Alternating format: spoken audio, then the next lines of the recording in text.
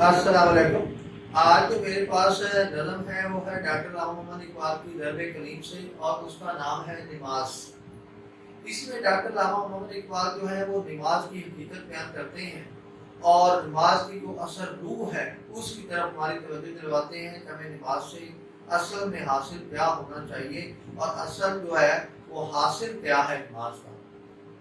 Doctor Mohammad Iqbal इसमें कहते हैं कि आदम इस्लाम से लेकर आज तक इस्लाम और जो कुफर है उसकी आवेजिश रही है।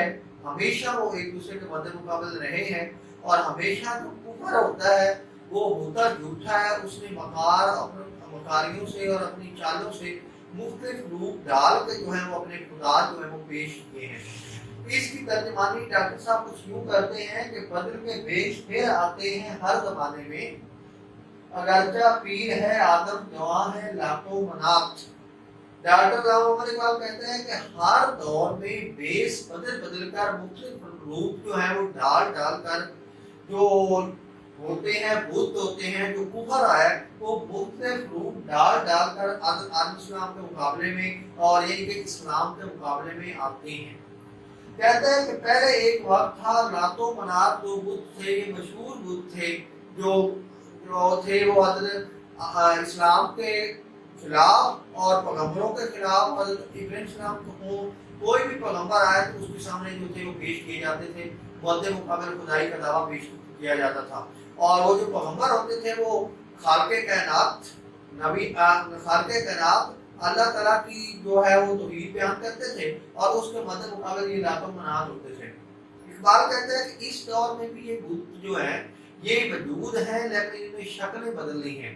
डॉक्टर मोहम्मद इकबाल कहते हैं कि इस दौर में ये जो शक्ल अख्तियार की लातो मनात की वो सरमायादार है, वो हुक्मरान तबका है, वो आपके MNA MPA वजीर और वही बशीर ये बड़े बड़े लोग हैं और वो लोग हैं जिनके बड़े बड़े अदारे हैं, जिनकी बड़ी बड़ी फैक्ट्रियां हैं, वहाँ लोग काम करते हैं।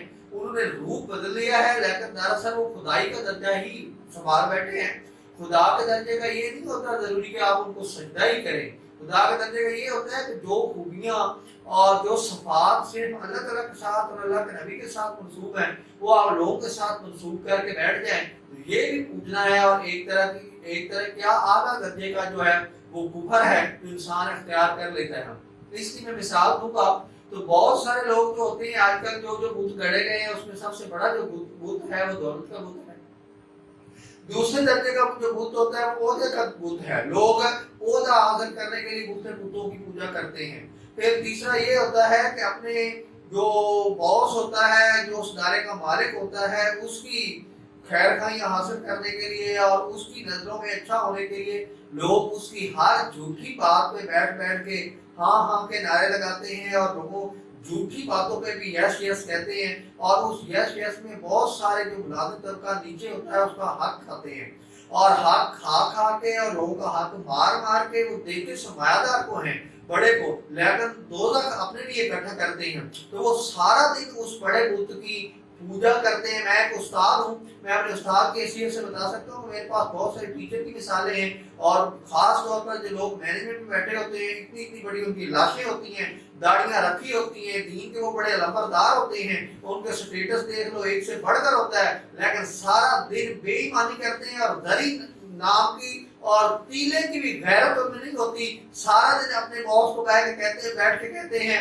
कि आप बिल्कुल अच्छे हैं, आप जो करते हैं बिल्कुल ठीक कर रहे हैं, हालांकि वो जाहिर नजर आ रहा होता है कि गरीबों का और दूसरों लोगों का हक खा रहा होता है और बेईमान और झूठा और मकार और खराड़िया होता है पहले दर्जे का। लेकिन सारा दिन बैठ के उसके साथ जो है वो लोगों को लूटने के प्रोग्राम बनाते हैं और वो सुरमाया कराना और बेईमानी का निज़ाम और वो गरीब के खून चूसने वाले निज़ाम की हमायत करते हैं। तो उन्होंने वो बुत गड़े होते हैं। कुछ लोग जो होते हैं वो बड़े बड़े लोगों की जो कोठियां होती हैं उसके तवाफ करते हुए नजर आते हैं। जब कभी कभी उनको कोई जो है वो फल मिलने की उम्मीद होती है तो सजदे करते हैं। और कई लोग ऐसे होते हैं जो साल क्या 10-20 साल अपने जो बॉस होते हैं हुक्मरान होते हैं उनका वो हासिल करने के लिए सजदे कर करके थक जाते हैं। कुछ लोगों को बाहर जाने का शौक होता है اور وہ باہر جانے کو بت بنا لیتے ہیں، باہر جانے کھاتے کو کسی کا سجدے کرنے شروع کر دیتے ہیں، کسی بت کو پوجنا شروع کر دیتے ہیں. تو یہ بت پوجنے کی مختلف شکلیں ہیں جس شکل میں ہم پوجتے ہیں.